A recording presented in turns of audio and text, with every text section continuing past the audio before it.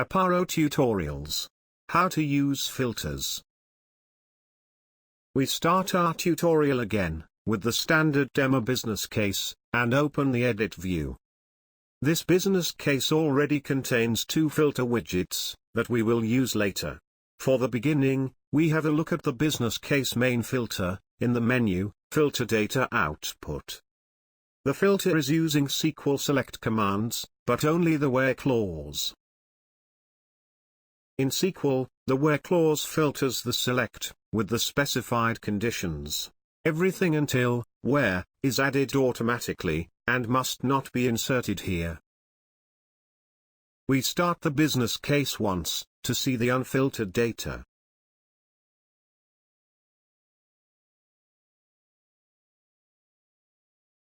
In the lower part of the filter area, you will find the column selection list, which contains all database columns of the underlying table, and a number of SQL operators. Top right you will find the variables picker, which allows to select predefined internal, and custom variables. Our first filter condition is set. We filter for all data rows, whose product start date is greater than the current date, which means, we filter for all future start dates. With the syntax check, we verify the validity of the entered filter condition. Let's see the result. We see 4 rows with future data. The main filter is a fixed filter, which means that the databases of the business case is restricted to these 4 rows. The user can continue to filter the data, and reset the filters, but will not see more than these 4 rows. Please note that this filter is automatically applied to SQL variables for target table only. The filter condition is not limited to a specific format. You can use any valid SQL condition, from simple to very complex. If we want to filter by the first 3 product lines, there are countless possibilities.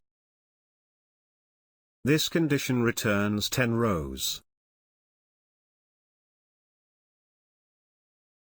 Also this. And this.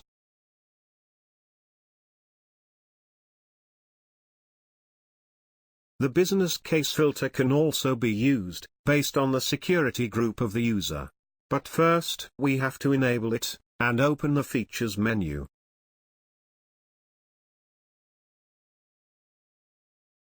Under Security, we enable the security group dependent behavior. The designer refreshed, and we see a new entry, Security Group-Based Filtering.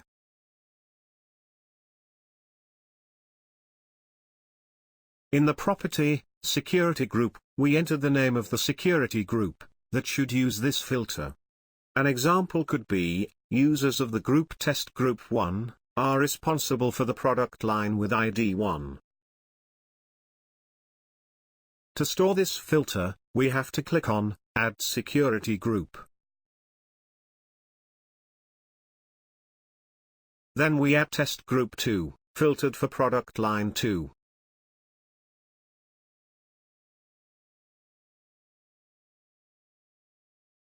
The used logical group operator means, if a user is member of both security groups, both filters are applied, and combined with logical OR. We leave this edit view, with the Back to Business Case button. Currently, we are logged as user administrator. We switch to user Adam Smith, and start the business case. Smith is a member of test group 1, and can therefore, only see and change data from product line 1, trousers. Then we switch to user Zara Jones, member of test group 2, she sees all rows of product line 2, t-shirts. We switch back to user administrator, a member of both groups. He can see both product lines. One last hint, you can use the business case main filter, and the group dependent filters together. In this case, the main filter combines all other filters, always with logical AND. Based on our initial example, where the product start date should be greater than the current date, Apparo would add end, followed by the security group filters. And the final condition would be this expression. In the second part, we look at what filter widget possibilities there are. We have already two filter widgets, a checkbox, and a lookup multi-select. Filter widget have their own widget reference variables. Lookup filter widgets have two. One for the lookup key, and one for the output value. All others have one variable, for the widget value. We switch to the widgets, and open the edit view of the active checkbox. Then we go to mapping and other. Checkboxes have two states normally, there is one value for checked, and one for unchecked. In our example 1 and 0. We want this filter to search for checked rows by default, so we enter 1 as the default value. You can also use variables here. And similar to the business case main filter, you can specify different default values for security groups. We switch to the edit view of the multi-select widget product line.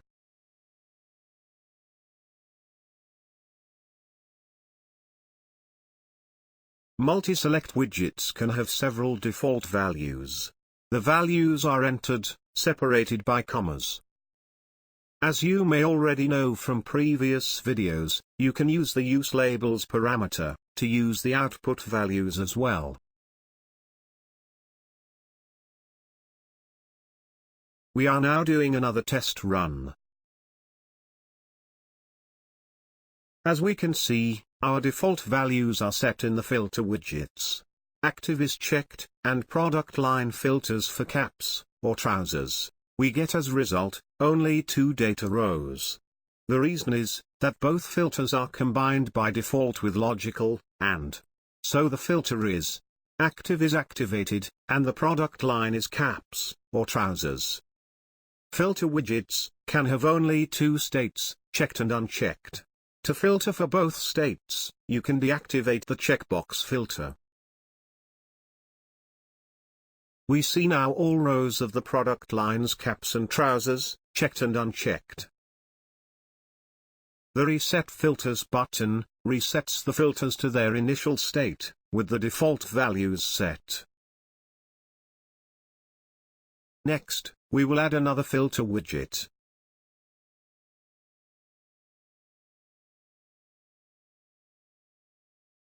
We select as type the input field. Input fields are using strings for filtering. And for the column mapping we use the product color. For a more detailed search, we can choose between different operators. Is equal is the default operator, it would expect the same search term, and is not very suitable for our example. The next 5 operators compare smaller or greater values, and are mainly used for filtering numeric or date values. The best choice for text search is the like operator. It comes with additional options for the use of wildcards. A percentage sign at the beginning, and at the end of our input text, will return all rows with this text, no matter if it is found at the beginning, at the end, or in the middle of it. In addition, we set the widget to be case insensitive, so uppercase and lowercase are found. Time for another test run. But first we should remove the default filter values.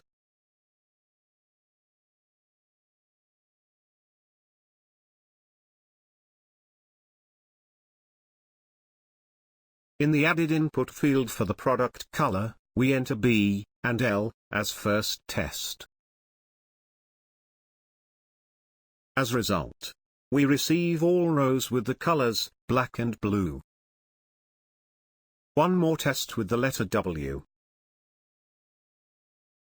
As a result we see all colors containing the W.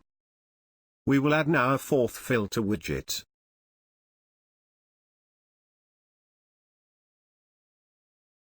As type we select the simple drop-down. And we assign the product name column. In the tab Features, we enable the setting. User can enter into widget for selecting a value, and also the depending setting, case insensitive. This feature is especially useful when a drop-down selection has an endless amount of entries. All drop-down and multi-select widgets have their own filter area, in which you can pre-filter the entries with a user-defined SQL where clause.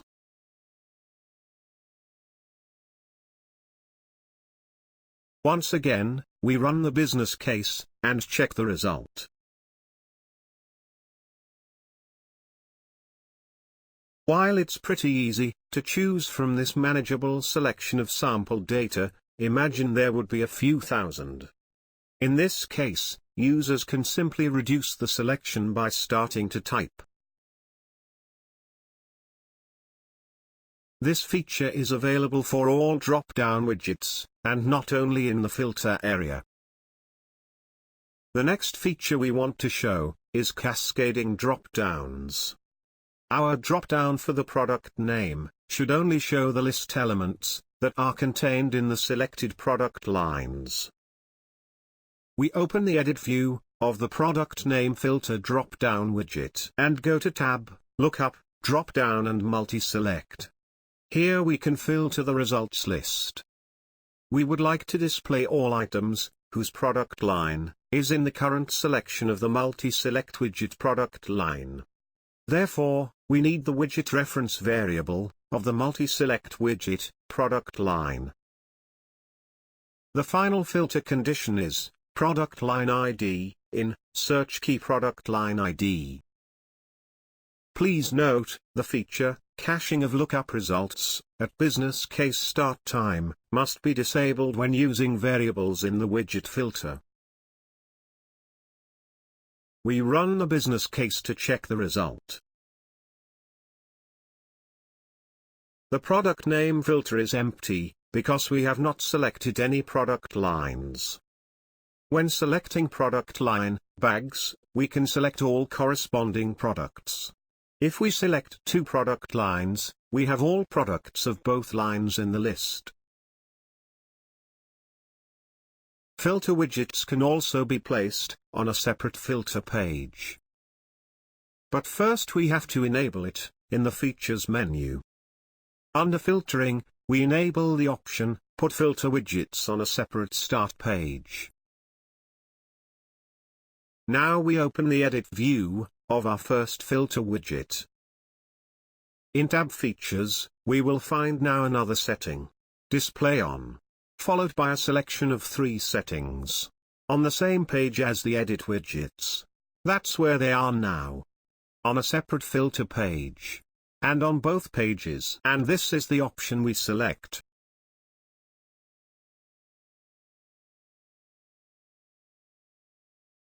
We put the product line filter on the filter page only.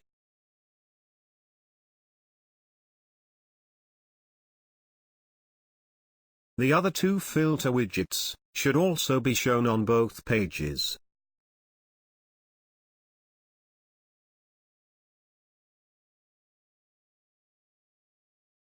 We run the business case again. The filter page appears, and we can filter the data. For our example, we select the product lines, bags and caps, and the product name, Bags New York.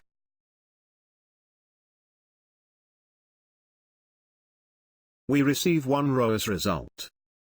The set filter values of the filter page can be changed by the user. This does not apply to the set filter values of the product line filter, which is only visible on the filter page and can therefore no longer be changed. And even when resetting the filters to the default state, the product line filter remains as set on the filter page.